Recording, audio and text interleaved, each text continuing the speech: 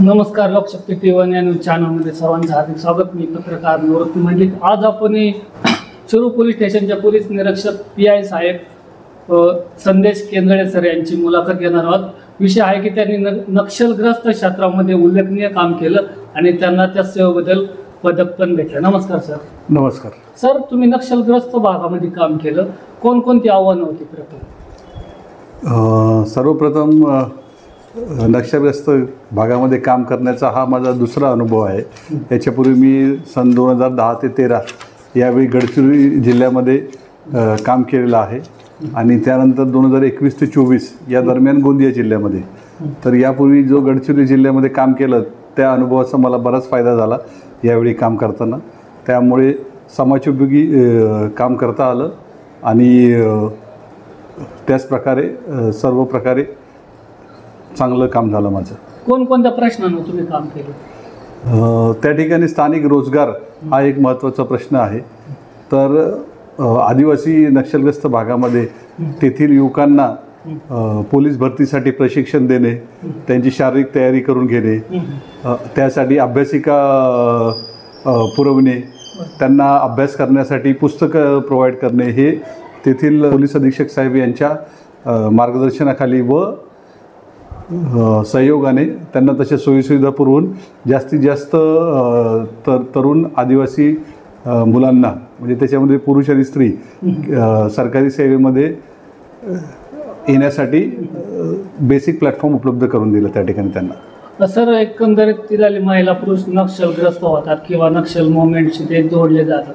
आपण पण एक आपला दुसरा अनुभव आहे. कशामुळे बरं हा प्रकार होता असं सर? सर्वात मोठा विषय हा रोजगाराचा राहतो. रोजगाराचा अभाव असल्यामुळे स्थानिक तरुण तरुणी त्या मार्गाला लागतात. परंतु आता मागील काही 15 वर्षापासून त्यात बरीच सुधारणा झालेली आहे आणि स्थानिक आदिवासी जनता ही प्रशासनामध्ये सहभाग होत आहे त्यांचा. म्हणजे त्यांना आता कुठेतरी पॉझिटिव्ह मेसेज भेटत चाललेला आहे. चांगल्या प्रकारे त्यांना शासनाचे जे वेगवेगळ्या योजना आहेत त्या ठिकाणी महसूल आणि सर्व डिपार्टमेंटच्या माध्यमाने पोलिसांच्या सहकार्याने लोकांपर्यंत पोहोचवल्या जातात आणि शासनाशी जोडण्याचा प्रयत्न केला जातो आणि त्यातून आता बऱ्यापैकी चांगल्या सुधारणा झालेल्या आहेत आणि अजून चांगली प्रगती होत आहे. सर, नक्षलग्रस्त भाग म्हटला तर गोंदिया असन, यवतमाळ असन, गडचिरोली असन, हा भाग कुठेतरी दुर्गम झाल्यामुळं तिकडला तो जो वर्ग आहे तो नक्षल मुवमेंट कवळतोय असं दिसून येतं.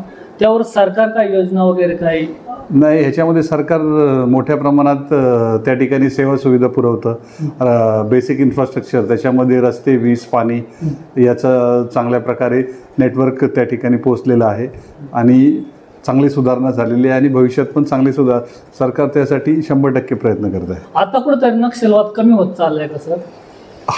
आता बऱ्यापैकी जे गडचिरोली जिल्ह्यामध्ये वेगवेगळे ऑपरेशन राबवले गेले त्यामध्ये जे पोलिसांना यश मिळालं त्याच्यामुळे बऱ्यापैकी कंट्रोलमध्ये आलेलं आहे. सर, दुसरा एक असा एक मुद्दा उपस्थित झाला मध्यंतरी पेपरमध्ये इकडे तिकडं, शहरी नक्षलवाद एक प्रकार. काय प्रकार आहे त्याच्यामध्ये? जे हा खरा प्रकार आहे का? शहरी नक्षलवाद नसतं म्हटलं जाते. त्या विचारसरणीचे जे लोक आहेत की जे त्यांना तसं पुरवण्याचा प्रयत्न करतात ते त्याच्या अंतर्गत येतात की सायलेंट राहून स्लो पॉइझनिंग करून त्याप्रमाणे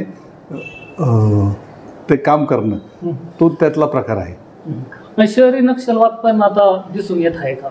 आहे, पूर्वी पण होता आणि आत्ता पण आहे. आम्ही ऐकले की माजी गृहमंत्री R.R. पाटील आबा हे जे उत्कृष्ट काम करणाऱ्या पोलीस अधिकाऱ्याची बदली नेहमी नक्षलग्रस्त भागात करीत होते.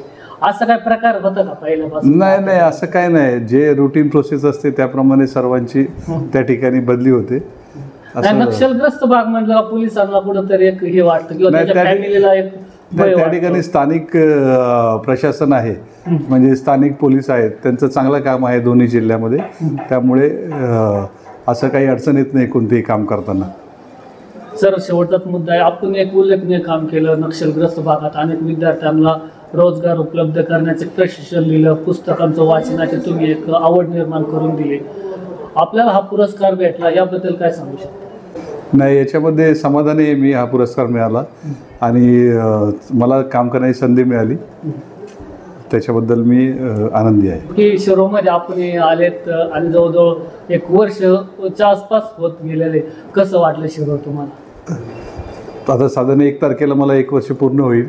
तर या ठिकाणी काम करताना लोकांचा प्रेम, आपुलकी, जिव्हाळा हा मला खूप जाणवला.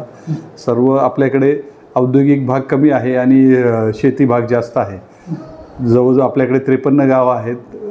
त्या गावामधील जे कामकाज चालतं ते सर्व प्रकारे सहकार्य लाभतं सर्वांचं आणि चांगलं काम करण्यासाठी मला अजून प्रेरणा मिळते आणि भविष्यात पण मी सर्वांसाठी चांगलं काम करेन.